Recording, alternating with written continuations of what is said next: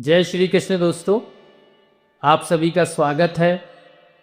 दोस्तों, सर्वप्रथम गुरुदेव भगवान के श्री चरणों में प्रणाम करते हैं और इस कथा में प्रवेश करते हैं, जहाँ पर हमने श्रवण किया था कि भगवान वेद व्यास खिन्न मन से बैठे हुए हैं अपने आश्रम में और यही सोच रहे हैं कि मेरी लेखनी में ऐसी क्या कमी रह गई थी जिससे मेरा मन इतना दुखी, इतना अशांत है।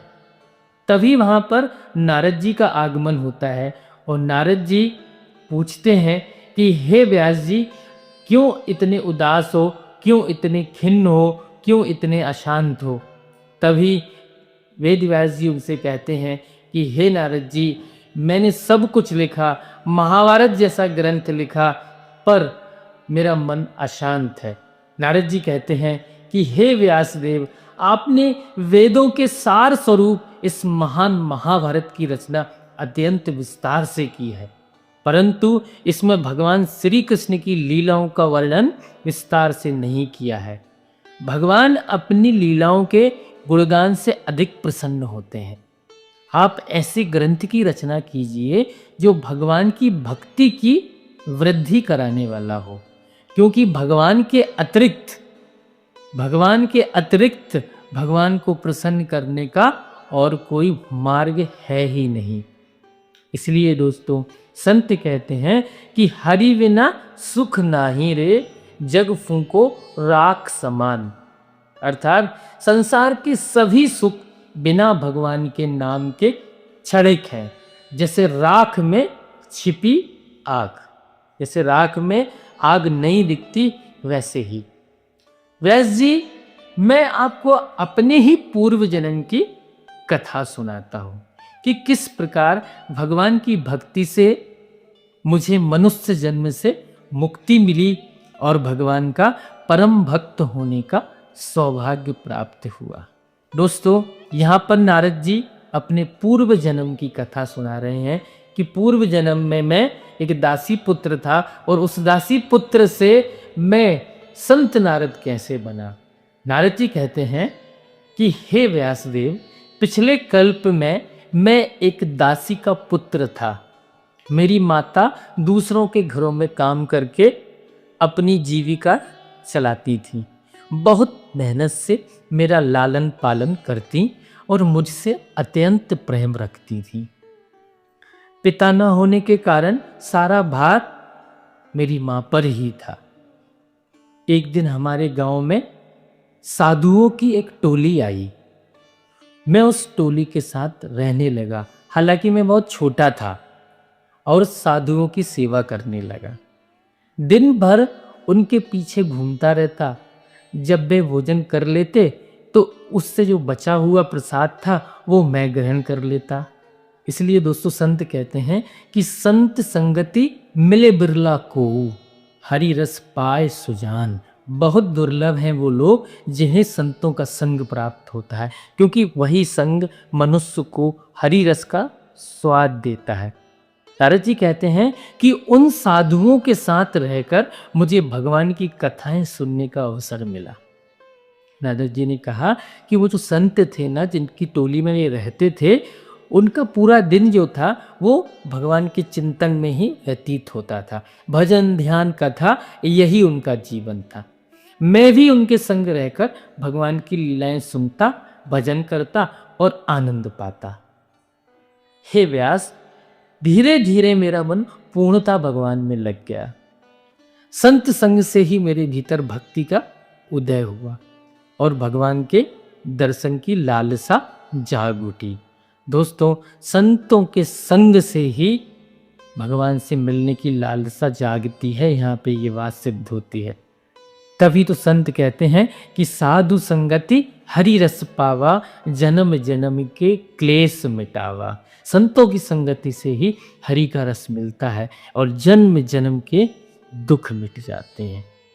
नारद जी कहते हैं कि अब मेरा मन सदा भगवान की लीलाओं के चिंतन में रमने लगा। साधु संग से मेरा जीवन सफल हो गया। आयु भली मेरी 5 वर्ष की थी, परंतु संसार के किसी विषय में मेरा आकर्षण ना रहा। मेरा मन तो साधुओं के साथ ही चलने को करता था, परंतु माता के स्नेह ने रोक रखा था, क्योंकि मेरे सिवा उनका कोई न था। कुछ दिनों बाद वे साधु लोग चले गए, परंतु उन्होंने मेरे जीवन को एक नई दिशा दे दी थी। नारद जी आगे कहते हैं कि हे व्यास जी, एक रात मेरी माता काम से लौट रही थी, तभी एक सर्प ने उन्हें डस लिया और वे इस संसार से चली गई। गांव के लोगों की सहायता से मैंने उनका अंतिम संस्कार किया। उस समय जो दुख आया उसे सहने की शक्ति मुझे साधु संग से प्राप्त ज्ञान ने दी थी कि संसार अनित्य है। यहाँ पर दोस्तों हमको एक सूत्र मिलता है कि साधु संग करते हैं, सत्संग करते हैं, तो उससे हमको विवेक प्राप्त होता है और उस विवेक से हमको संसार के जो दुख है ना खत्म हो जाते हैं और हमको ये आभास होता है कि संसार अनित्य है। यह संसार सागर में डूबता जीव तभी बच सकता है जब संतों की नाव और हरि नाम का सहारा ले। नारद जी आगे कहते हैं कि अब मेरा कोई ना था। मैंने भगवान श्री कृष्ण की शरण ली और सब बंधनों से मुक्त हो गया। फिर मैंने गांव छोड़ दिया और एक घने वन में जाकर एक वृक्ष के नीचे बैठकर भगवान का ध्यान करने लगा। कुछ समय बाद मेरे हृदय में भगवान मुरलीधर के दर्शन हुए। वे मुस्कुराते हुए मुरली बजा रहे थे। कितना मोहक दृश्य था। मैं अति प्रसन्न हुआ, परंतु थोड़ी देर बाद वह रूप अंतर ध्यान हो गया। फिर मैंने बार बार ध्यान लगाया, परंतु भगवान का वह रूप फिर न दिखा।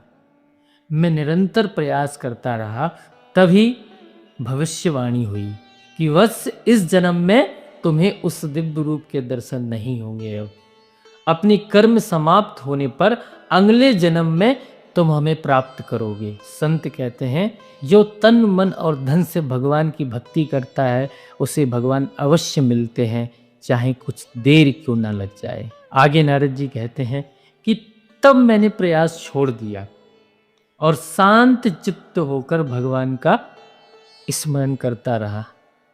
अंत समय आया तो मैंने शरीर त्याग दिया। मेरी जीवात्मा ब्रह्मा जी के शरीर में लीन हो गई।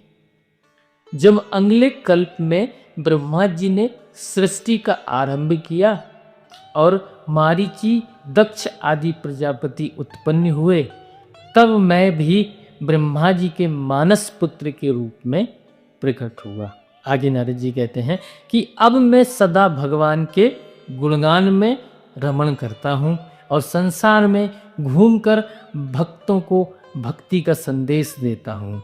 इसलिए तो दोस्तों संत कहते हैं कि नाम लेत पाप सब भागे, हरि रस पावत जीव सुहागे। जो हरि नाम लेता है उसके सारे पाप दूर हो जाते हैं और वह जीव सच्चा सौभाग्यशाली बन जाता है।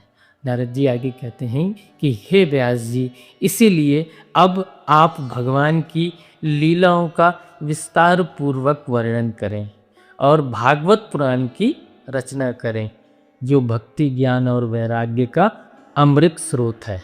कि श्रीमन नारायण नारायण नारायण, श्रीमन नारायण नारायण नारायण, नारायण नारायण नारायण नारायण नारायण। दोस्तों कथा निरंतर जारी रहेगी और आज की कथा को भगवान के श्री चरणों में समर्पित करते हुए यहीं विराम देते हैं। जय श्री कृष्ण।